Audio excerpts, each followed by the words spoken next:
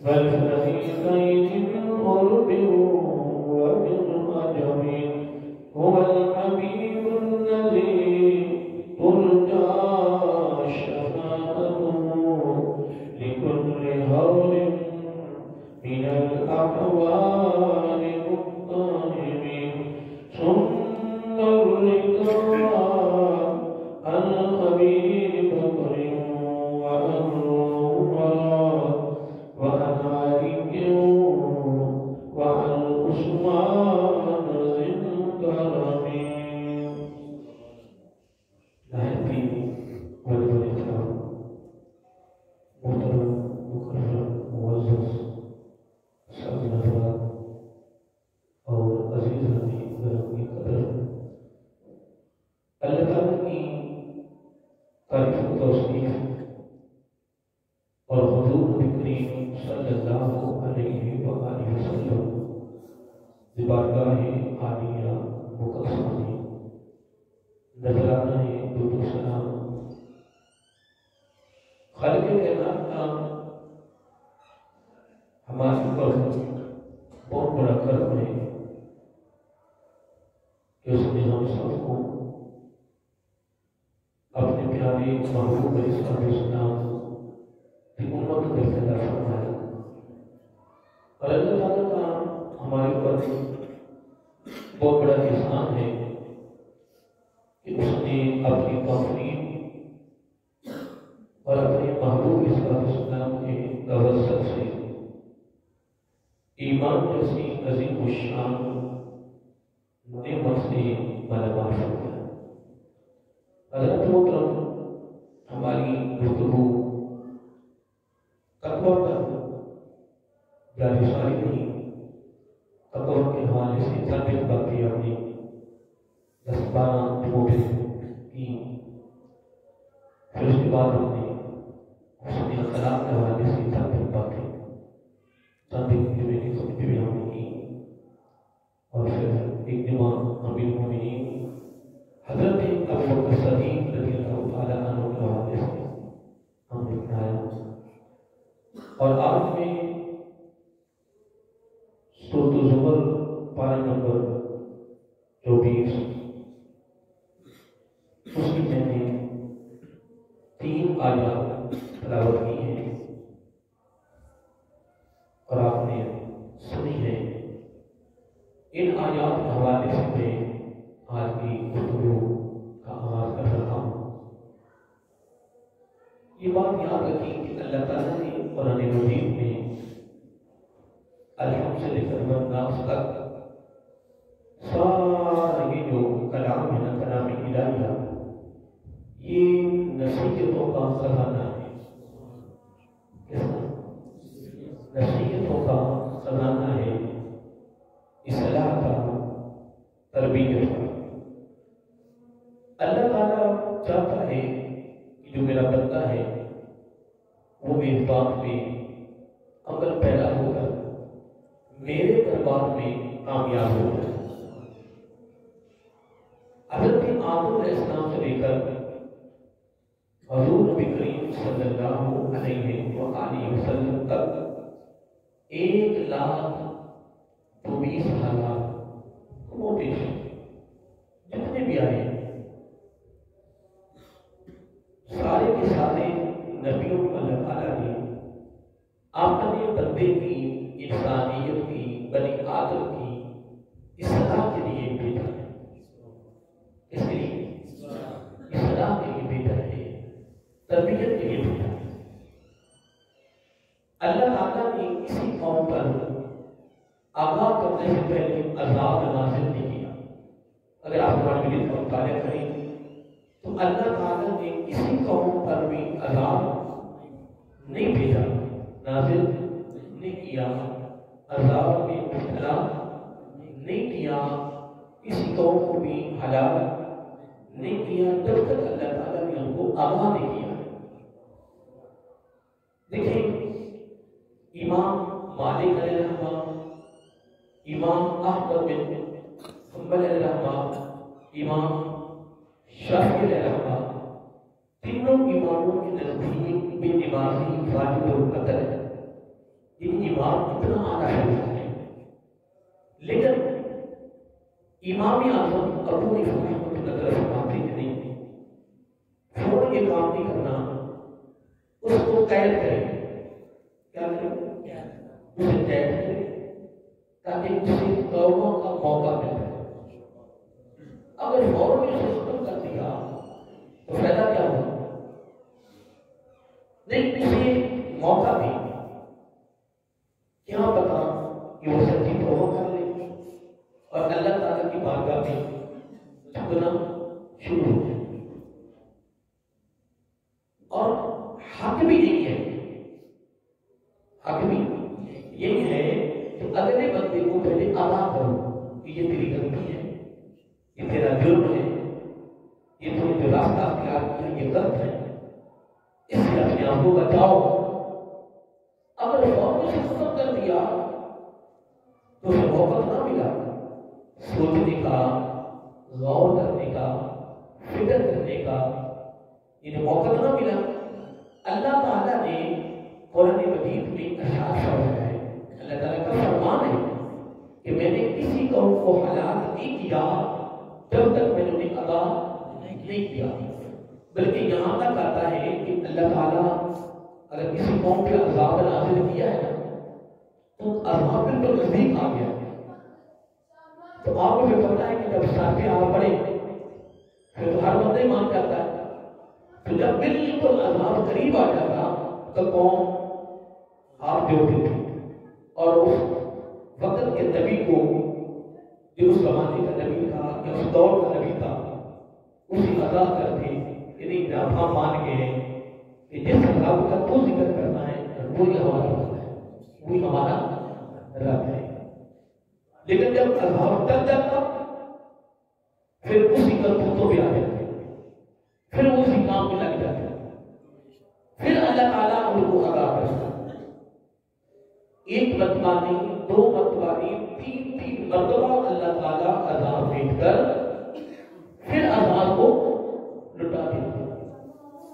اور اللہ تعالیٰ کا یہ عظیم فیصلہ ہے کہ اللہ تعالیٰ وما آنا بظلام للعبید، اللہ تعالیٰ کسی قوم پر بھی، کسی شخص پر بھی ظلم نہیں کرتا۔ یہ باتیں یاد رکھیں، ماں یبدل القول لدی، اللہ تعالیٰ فرما رہا ہے کہ ہم نے اپنی طرف سے کوئی بات بھی تیرے دفتر میں، تیرے نامہ اعمال میں نہیں لکھی، ہم زیادتی کرنے والے نہیں ہیں۔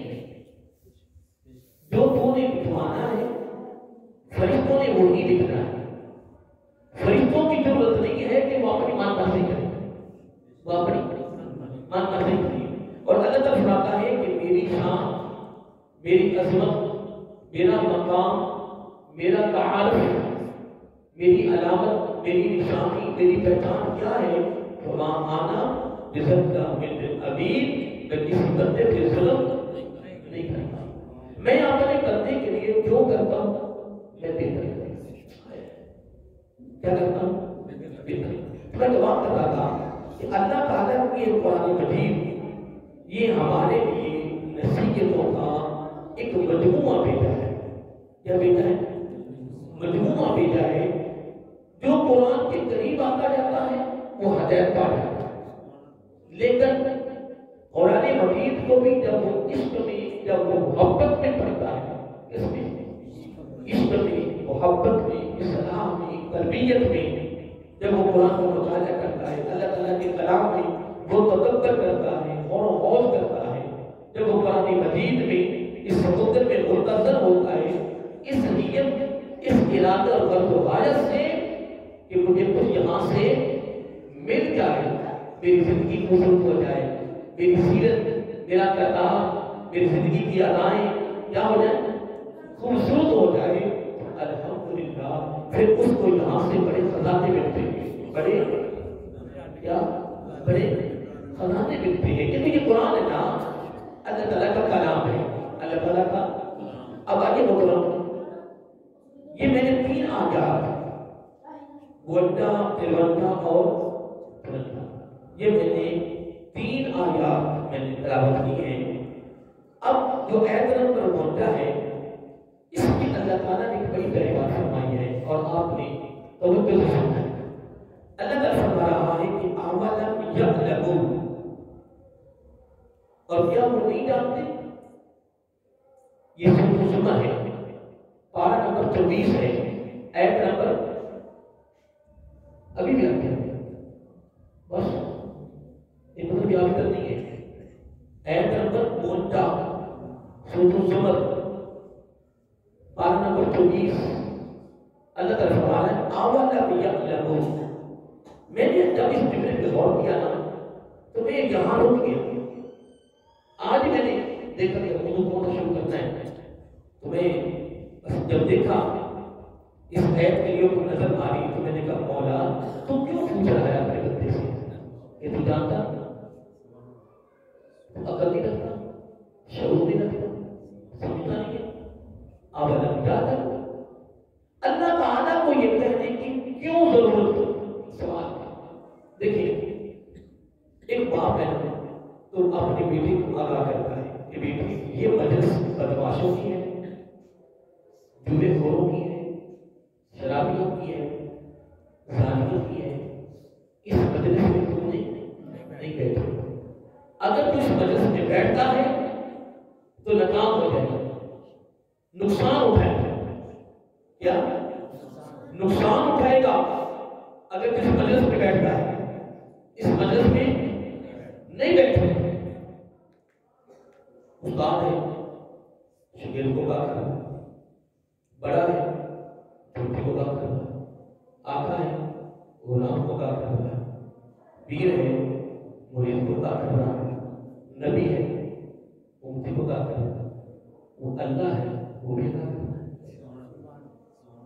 دیکھیں والدین کو اپنی اولاد کے ساتھ کتنی شفقت ہوتی ہے، کتنا پیار ہے. والدین کو اپنی اولاد کے ساتھ کتنا پیار ہوتا ہے کہ ان کو کٹا بھی چکے تو والدین برداشت نہیں کرتے. اور حدیث کے لفظ ہے اگر 70 ماؤں کا پیار جمع کر لیا جائے، کتنا؟ 70 ماؤں کا پیار، اور وہ بھی پیار کرنے والی مائیں، تو اللہ تعالیٰ کا جو ایک ایک بندے سے پیار ہے اس کے نزدیک نہیں جا سکتا. اللہ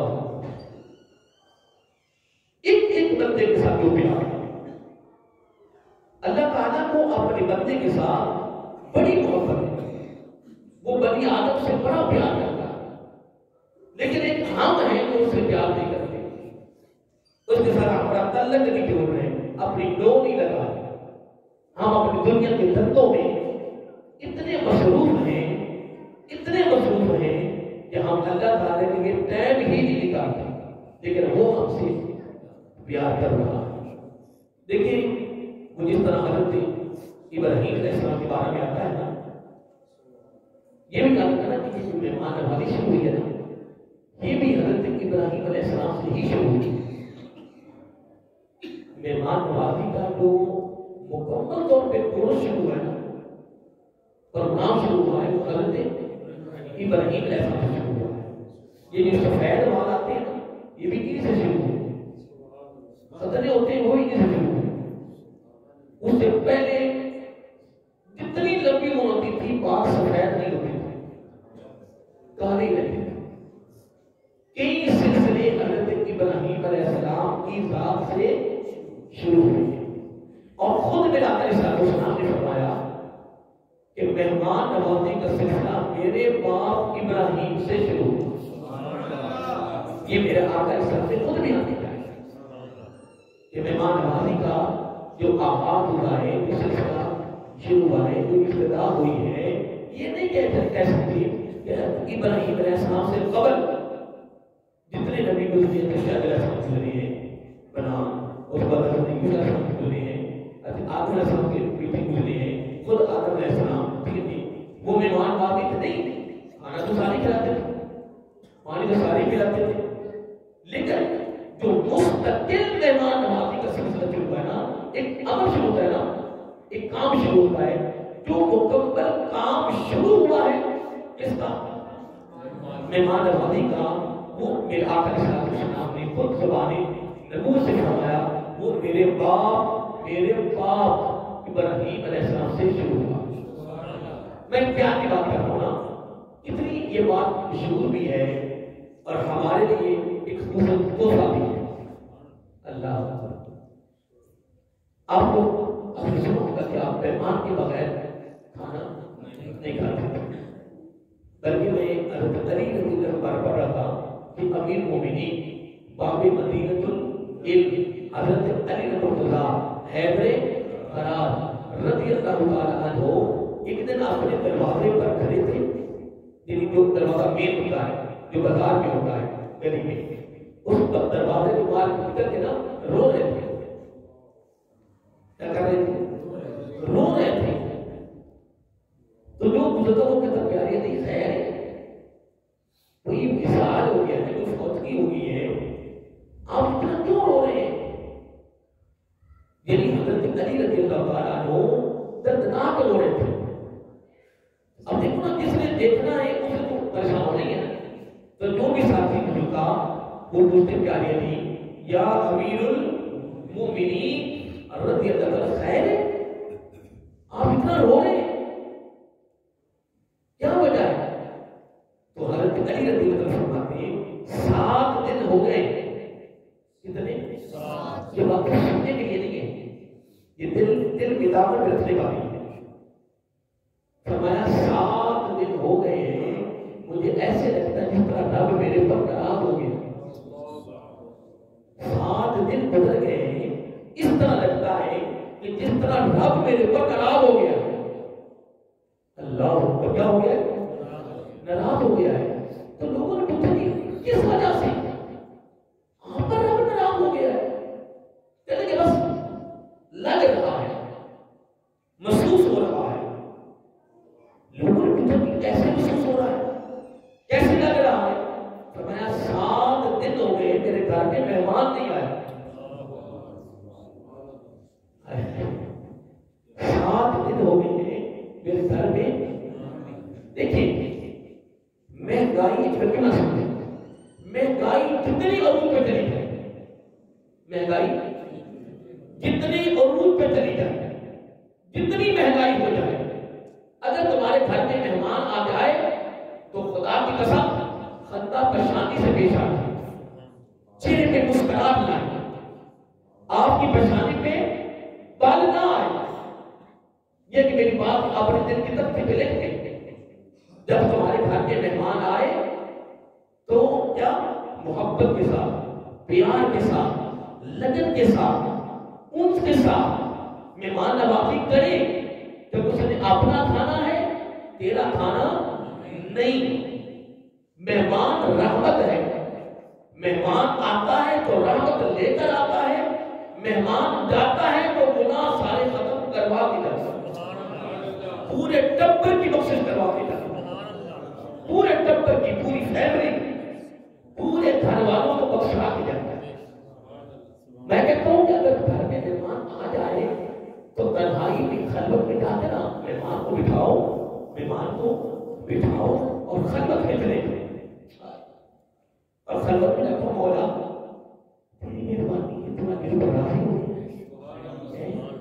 میں حدیث پاک میں پڑھ رہا تھا کہ جب اللہ تعالیٰ اپنے بندے پہ راضی ہوتا ہے نا تو مہمان بھیجتا ہے. کیا وہ آپ نے میں آپ کو واقعہ سنایا تھا نا کہ جب حضرت موسیٰ علیہ السلام اللہ تعالیٰ کی دربار میں جاتے تھے، اللہ تعالیٰ السلام کلام ہوتی کو دور پر تو حضرت موسیٰ علیہ السلام نے عرض کیا اے باری تعالیٰ جب وہ اپنے بندے پہ بہت زیادہ راضی ہوتا ہے، بہت زیادہ راضی ہوتا ہے، اس کی کوئی نشانی بھی ہے،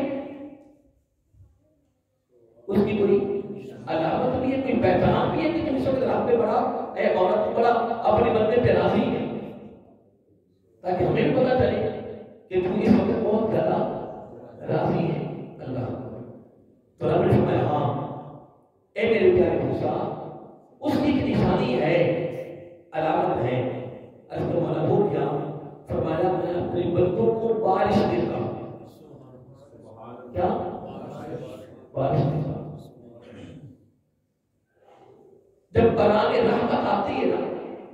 تو بران رحمت کے آنے سے قبل، بران رحمت کے اختتام کے بعد کوئی گارنٹی نہیں، کوئی ضمانت نہیں. بران رحمت کے آنے سے پہلے بھی گارنٹی نہیں اور اختتام کے بعد بھی گارنٹی نہیں. شروع سے لے کر اختتام تک جتنی دیر بارش ہو رہی ہے یوں سمجھو کہ اللہ تعالیٰ راضی اور اس دعا رب سے مانگنا ہے. کیا کہنا ہے؟ جب برآمد رحمت ہو رہی ہو یہ باتیں اب دعوت کرتی اور لوگوں کو بھی بتاؤ کہ جب بارش ہو رہی ہو تو اللہ تعالیٰ سے مانگیں. کیوں؟ اللہ تعالیٰ خود فرما رہا ہے کہ میں اس وقت راضی ہوتا ہوں جب میری طرف سے بارش آ رہی ہو. پھر وہ بھی اللہ تعالیٰ کے پیغمبر تھے، موسیٰ علیہ السلام تھے. اللہ باری تعالیٰ جب کہ اس سے بھی زیادہ راضی ہوتا ہے، اللہ جب اس سے بھی زیادہ راضی ہوتا ہے. پھر اس کی علامت کیا ہے، اس کی پہچان کیا ہے؟ اللہ رب نے فرمایا اس کی پہچان یہ ہے، اس کی نشانی اور علامت یہ ہے کہ میں اپنے بندوں کو بیٹیاں دیتا ہوں. سبحان اللہ. میں اپنے بندوں کو بیٹیاں دیتا ہوں. آج پہلی بیٹی پہ اپنی قوم کو طلاق دیا، 7 طلاق دلوا رہی، 6 طلاق دلوا رہا، خامد کو طلاق دے رہا ہے. بدبختوں ہوش کرو، یہ بیٹی اور بیٹے کا سلسلہ عورت کے ہاتھ میں نہیں ہے. یہ ہے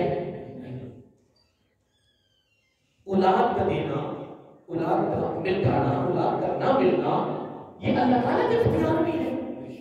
اللہ تعالیٰ نے سارا اختیار اپنے ہاتھ میں رکھا. پھر بیٹی مل جائے یا بیٹا مل جائے، مطلب یہ عورت کے اختیار میں کیا ہے؟ یا اتنی بھی عقلی بھی شعوری، اتنی نہ اہلیت نہیں. مطلب کبھی اس پر توجہ نہ کرو، غور کرو کہ ساری کائنات کا نظام اللہ تعالیٰ نے اپنے پاس رکھا ہے. یا ساری کائنات کا نظام اس میں اللہ تعالیٰ نے اپنے ہاتھ میں رکھا ہے. اب بیٹی اور بیٹے کا سلسلہ عورت کے اختیار میں جو تم طلاق دے رہے ہو، تم اپنے گھر سے نکال رہے دھکے دے رہے. لیکن اگر قرآن و سنت کا مطالعہ کیا ہوگا، اگر بیٹی کے بارے میں پڑھا ہوتا تو یہ کام کبھی بھی، میں نے ایسے لوگ دیکھے ہیں کہ ان کے پاس 8 7 9 تک میرے گھر میں 9 بیٹیاں، ایک بیٹا نہیں ہے. پھر مسکراتے جب بھی بات ہوئی تو کہا صاحب یہ میرے بیٹی، یہ میرے رب نے مجھے دی. میں نے یہی سنا ہے کہ بیٹی رحمت، بیٹی رحمت. تو جب اللہ تعالیٰ جب بہت زیادہ راضی ہوتا ہے تو وہ بارش دیتا ہے، جب اس سے بھی زیادہ راضی ہو تو پھر وہ بیٹیاں دیتا ہے. بیٹی کے آنے سے پہلے کوئی گارنٹی نہیں. بیٹی کی شادی ہو یا اپنے گھر چلی جائے اس کے بعد کوئی گارنٹی نہیں. بیٹی کے پیدا ہونے سے لے کر شادی شدہ ہونے کے بعد اپنے سسرال جانے تک یہ درمیان میں 15 سال 18 سال 20 سال 22 سال جتنی دیر بیٹی تیرے گھر میں ہے، خدا کی عزت کی قسم لوگ تو میرے آقا کے وسیلے کے منکر ہو گئے ہیں کہ نبی کا وسیلہ نہ ڈالیں. اور دوستو خدا کی عزت کی قسم جب بندے برابر راضی ہوتا ہے وہ بندے کو بیٹی دیتا ہے تو بیٹی کا وسیلہ اس کے بارے میں ڈالتا، یہ تیری رحمت ہے، تو راضی ہے، اس کا وسیلہ ڈالتا ہوں میرے اوپر راضی. سبحان اللہ. لیکن اندازہ لگائیں کہ حالات کتنے سنگین ہو گئے حقیقت ہے. اور آج ہماری گفتگو اس سلسلے میں ہو رہی ہے. ہم ان چیزوں میں نہ خود ادا ہو رہے ہیں نہ قوم کو ادا کر رہے ہیں. ہم نے قوم کو بس عجیب سے موضوع کو تداخل کر دیا ہے، بس واہ واہ کی تداخل کر دیا. اب اندازہ کہ طلاق کا مسئلہ لے لیں کہ طلاق پر کیا، طلاق پر اتنی طلاقیں ہو رہی ہیں، کیوں ہو رہی ہیں؟ یہاں کچھ صبر بھی ہوتا ہے کیا. اور ایک بندہ بتا رہا تھا خدا کے بارے میں کہ ججوں کے بعد ڈھیر لگے پڑے ہیں فائلوں 200 150 50 ایک در کے پاس ہونا. جب کہ شریعت کی روح سے اگر خدا لیا جائے، اگر خامد کو پتا نہیں تو وہ طلاق نہیں ہے اور کبھی وہ نکاح نہیں ہو سکتا. اگر ہوگا تو ساری زندگی سنا ہو. اب کہاں کون بتائے اس کے بارے میں؟ کون اس کے بارے میں بتائے؟ اگر ہو نہیں اگائی نہیں. اب اللہ تعالیٰ کیا فرمانا ہے کہ جب اپنے بندے پہ میں راضی ہوتا ہوں. آج ایک اور میں بات کرتا ہوں. یہ بیٹی جو شادی شدہ ہو کر اپنے گھر چلی گئی جہاں اس کا حق تھا.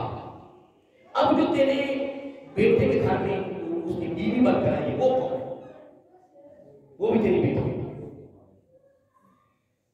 اگر آنے والی عورت اگر اپنی ساس کو ماں سمجھ لے، سسر کو باپ سمجھ لے، اگر یہ مقام دے دے کہ یہ میری ماں ہے، یہ میرا باپ ہے، اور باپ سسر اور ساس اس کو اپنی بیٹی کا مقام دے دے، اس گھر میں امن کی فضا کرے. کبھی لڑائی نہیں ہوگی، جھگڑا نہیں ہوگا، وہاں کوئی حالات خراب نہیں ہوں گے، حالات سنگین نہیں ہوں گے. لیکن حالات یہ ہیں کہ نہ تو وہ اپنی سسر اور ساس کو نہ ماں کا اور باپ کا درجہ دے رہے ہیں اور نہ وہ بیٹی کا درجہ دے رہے ہیں. اگر وہ یہ سمجھے کہ جس طرح ہماری بیٹی پہلی جو تم نے شادی کر کے بھیجتی ہے نا، یہ ہماری بیٹی ہے، خدا کی قسم، تو اس کے حالات خوبصورت ہو جاتے ہیں. خوبصورت. اور آج جو حالات پوری دنیا میں سنگین ہو گئے ہیں نا، خدا کی عزت کی قسم اٹھا کر کہہ رہا ہوں، یہ قرآن و سنت کی تعلیمات سے دوری ہے. اب موسیٰ علیہ السلام پھر بول اٹھے. اب اللہ کی قسم ہے موسیٰ علیہ السلام پھر بول اٹھے کہ باری تعالیٰ جب تو اس سے بھی زیادہ راضی ہوتا ہے تو پھر اس کی علامت اور پہچان اور نشانی کیا ہے؟ تو اللہ تعالیٰ فرمایا اس کی نشانی یہ ہے کہ میں اپنے بندوں کے گھر میں مہمان بھیجتا ہوں. اب یہ ایک الگ بارے سے بھی موضوع ہے. یہ تو میں ایک بات کر رہا تھا جس کے اندر مثال دیتے ہوئے میں اس واقعے کو کوٹ کر دیا، جب اس کو میں نے ایک مرتبہ کوٹ کیا بھی ہے. حضرت عبداللہ بن عباس رضی اللہ تعالیٰ عنہ وہ راوی ہیں، آقا صلی اللہ علیہ وسلم نے فرمایا مہمان آتا ہے تو رحمت لے کر آتا ہے، اور جب مہمان تمہارے گھر سے نکلتا ہے، الوداع ہوتا ہے، اس کا خروج ہوتا ہے، تو پورے گھر والوں کی بخشش کروا کے نکلتا ہے. پورے گھر والوں کی کیا بخشش کروا کے نکلتا ہے. میں آپ نے سنا ہوگا علماء سے ایک دن پڑھ رہا تھا کہ ایک صحابی اپنے گھر میں نا روزانہ 2 مہمان 3 مہمان، وہ صحابیاں آقا صلی اللہ علیہ وسلم کی بارگاہ میں حاضر ہوئی اور جب کیا کرتی ہے کہ یا رسول اللہ صلی اللہ علیہ وآلہ وسلم اپنے صحابی کو کہ اپنی تصدیق کو باتیں فرما دو، میں تو نماز کوئی تلاوت کرنی بات ریاضت کرنی ہوتی ہے، اتنے مہمان لاتا ہے، میں ان کے مہمان نوازی کے اندر لگی رہتی ہوں، فرصت نہیں ملتی. صحابیہ نے آخری سفر کی بارگاہ میں کیا کی؟ شکایت عرض کیا کہ اپنے صحابی کو کچھ اپنی طرف سے کچھ نصیحت کریں. یہ دن کبھی کبھار ایک دن میں 3 مہمان لے کے آتا ہے اور میں تو بس ان کی مہمان نوازی میں لگی رہتی، کوئی فرصت نہیں ملتی، بس فرضی نماز ہوتی ہے بس. آقا علیہ الصلوۃ والسلام نے اس صحابیہ کو کوئی جواب نہیں دیا. جب وہ صحابی آئے اس کو سمجھانے کی بجائے، نصیحت کرنے کی بجائے، جب اس کی بیوی کی بات کو سامنے مدنظر رکھ کر کچھ ہدایات کرنے کی بجائے صحابی کو فرمایا کہ کل تیرے گھر میں میری دعوت ہے.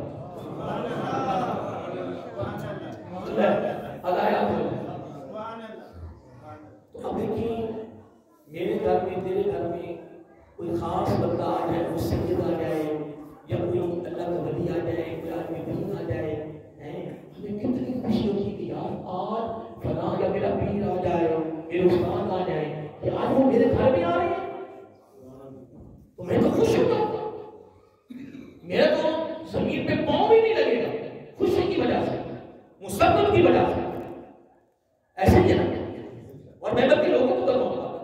بھی آنا آج میرے گھر میں سنا تو جو دنیا دار لوگ ہیں وہ M P M L A وزیروں کے لیے بڑے خوش ہوتے ہیں کہ آج فلاں کے گھر آ رہا ہے، بینر لگ رہے ہیں، اشتہار لگ رہے ہیں جی، اسٹیکر لگ رہے ہیں جی، تیاریاں ہو رہی ہیں کہ آج فلاں میرے گھر میں آ رہا ہے۔ میرے گھر وہ دنیا داروں سے بھی خوش ہے۔ اب آقا علیہ السلام نے صحابی کو ہدایات کرنے کی بجائے اس کو یہ فرمایا کہ کل تیرے گھر میں میری دعوت۔ اس نے گھر میں جا کر بیوی کو بتا دیا، ہم کو تو نہیں بتایا کہ تیری بیوی میرے پاس آئی ہے، صحابیہ میرے پاس آئی ہے، تو نے تیری شکایت کی تیرے بارے میں تجھے کچھ کہا ہے؟ ہمیں صحابی کو اس سے روکی۔ میرا آقا علیہ السلام کی بات یہ نہیں ہے، بات یہ ہے کہ میرا آقا علیہ السلام کے سمجھانے کے جو انداز ہے خدا کی عزت کی قسم و کمال ہے۔ اور اللہ تعالیٰ نے قرآن مجید میں جو اپنے اس بندے کی بنی آدم کی اصلاح کے لیے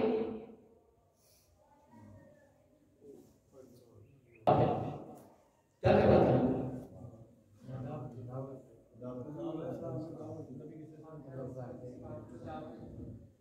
یہ بتا میں کبھی میں ایک بات کر رہا تھا، اللہ تعالیٰ نے قرآن مجید میں جو بنی آدم کی اصلاح کی ہے نا، سمجھانے کا رب کا انداز بھی قرآن کو مطالعہ کرے انسان تک رہ جاتا ہے، اور ہمیں کہاں سے یہ انداز اختیار کرنا چاہیے۔ اسی طرح اللہ آپ نبی علیہ السلام کی ساری زندگی اٹھا کے دیکھیں، اپنے بیٹیوں کی تربیت کرتے وقت جو آپ نے انداز اختیار کیا ہے وہ بھی کمال ہے۔ صحابیہ یہ عرض کر رہی ہے، صحابی گئے اور میرا دل خوش ہو گئے کر کے ٹھیک، صحابی گئے ہیں تو آقا علیہ السلام نے ان کو کچھ کہنے کی بجائے، کچھ بتانے کی بجائے کہ تیری بیوی آئی ہے یہ شکایت نہیں، فرمایا کل تیرے گھر میں میری دعوت ہے، کل تیرے گھر میں میری دعوت ہے۔ جب اس نے گھر میں جا کر بتایا اپنی بیوی کو کہ حضور نبی کریم صلی اللہ علیہ وسلم تشریف لا رہے ہیں، لوگ جناب ان کو تو خوشیوں کی جناب خیر دور رہے، صحابیہ نبی پاک تشریف لا رہے ہیں، ہاں حضور نبی کریم صلی اللہ علیہ وسلم تشریف لا رہے ہیں، تیاری کریں، اللہ تیاری کریں جناب۔ پھر تیاری ہو رہی ہے جناب، پورے گھر کی صفائی ہو رہی ہے، تیاری ہو رہی ہے، قربان تیاری ہے۔ حضور نبی کریم علیہ السلام دیکھیں، میں پہلے بات کی کہ سمجھانے کا انداز میرا کر سکتے ہیں۔ اگر یہ باتیں صحابیہ کو نہیں بتا دی جاتی تو اسے یقین نہیں کرنا تھا۔ میرا آقا نے پریکٹیکل کر کے دکھایا، تجربہ کیا، کر کے دکھایا عملی طور پر۔ اگر میرے آقا علیہ السلام وہی صحابیہ کو سارے فضائل بیان کر دیتے تو صحابیہ یقین کر لینا الحمدللہ، اگر وہ یقین نہیں کرتے تو کرنا کس نے تھا؟ لیکن میرے آقا نے صحابیہ کی بات سنی، خاموش ہو گئے، ٹھیک، اور صحابی آئے اس سے کوئی بات نہیں، اور اتنا فرمایا کل تیرے گھر میں میری دعوت۔ لوگ تیاری ہو گئی، حضور نبی کریم صلی اللہ علیہ وسلم تشریف لے گئے، ایک دو ساتھی ساتھ لیے تشریف لے گئے، استقبال ہوا جناب، میرے آقا سے بیٹھے، کھانا کھا لیا۔ اب حضور نبی کریم کے نکلنے کا وقت آیا، کیا نکلنے کا وقت آیا تو آقا علیہ السلام نے کیا بات ہے، سمجھانے کا انداز کیا ہے؟ آقا علیہ السلام نے اس صحابیہ سے فرمایا، اس صحابیہ سے فرمایا کہ جب میں ملوں نا آپ نے میرے پیچھے دیکھنا، نہ صحابی کو کچھ کہا نہ صحابیہ کو کچھ کہا۔ آقا علیہ السلام نے فرمایا اس صحابیہ سے کہ آپ نے یہ جواب مل رہا ہے، صحابیہ کو جواب مل رہا ہے اور صحابی کو ہدایت ہو رہی ہے۔ آپ آپ نے پیچھے کی طرف دیکھنا ہے۔ اللہ اکبر۔ جب میرا آقا علیہ السلام ایسے نکلے، آپ نے نبوت کا قدم اٹھایا، خروج ہونے لگا، جب صحابیہ نے پیچھے کی طرف دیکھا تو حدیث کے لفظ ہیں صحابیہ دیکھتی بے ہوش ہو گئی۔ بے ہوش آدمی جلدی ہو نہیں جاتا، کسی وجہ سے آدمی بے ہوش ہو جاتا ہے۔ بے ہوش ہونے کے لیے کوئی بات ہوتی ہے، وگرنہ جلدی بندہ بے ہوش ہوتا نہیں ہے، لیکن بے ہوش ہوگی۔ اور نبی علیہ السلام نے پیچھے تک مڑ کے دیکھ نہیں کہا، کیونکہ میرا آقا کو پتا جو میں نے کر دیا وہ ہونا ہے. تو میرا آقا نے مڑ کے دیکھا, صحابی بھی پریشان ہو گئے, مڑ کے دیکھا, صحابی سے فرمایا کیا ہوا ہے؟ میں نے کہا کو بیوی بے ہوش ہو گئی. آپ میرا آقا فرمائی کھڑے ہو گئے. چند لوگوں کے بعد چند ہوش بھی آئی. تو آپ میرا آقا نے کیا اندازہ کر دیا, فرمایا کیوں بے ہوشی, کیوں میرے پیچھے کیا دیکھا ہے؟ بس وہ ساری کارروائی کا جواب یہ تھا. میں آپ کی باتوں میں پھر عرض کرنا ہوں, خدا کی قسم مہنگائی آسمان کو چھو لے, لیکن جب تیرے گھر میں مہمان آئے تیرے ماتھے پہ بال نہ آئے, بلکہ میں یوں کہوں گا خلوت میں تنہائی میں جا کر رو کر مولا تیری نظر میرے اوپر کیسے پڑ گئی ہے, یہ آپ نے رحمت کو میرے کھاتے میں اور مہمان آئے 1000 رحمت لے کر داخل ہوتا. حدیث کے لفظ ہے جب مہمان کا پہلا قدم مہمان کے گھر میں داخل ہوتا ہے تو یہ کہے کہ اللہ کی رحمت کا ایک قطرہ مل جائے تو بندے کی بخشش ہو جاتی ہے. کہتے ہیں ہاں اگر اللہ کی رحمت کا ایک قطرہ مل جائے تو بندے کی بخشش ہو جاتی ہے. تو جس گھر میں 1000 رحمت کا نزول ہو جائے 1000, پھر کھانا بھی اس نے اپنا ہے, پینا بھی اس نے اپنا ہے, صرف تو نے انتظام کرنا ہے, تو نے صرف انتظام کرنا ہے, کھانا پینا سارا اس کا اپنا ہے. شادی حال ہوتی ہے نا تو کئی کھانا اپنا لے کے جاتی ہے نا, لیتے نا, انتظام دن کا ہوتا ہے.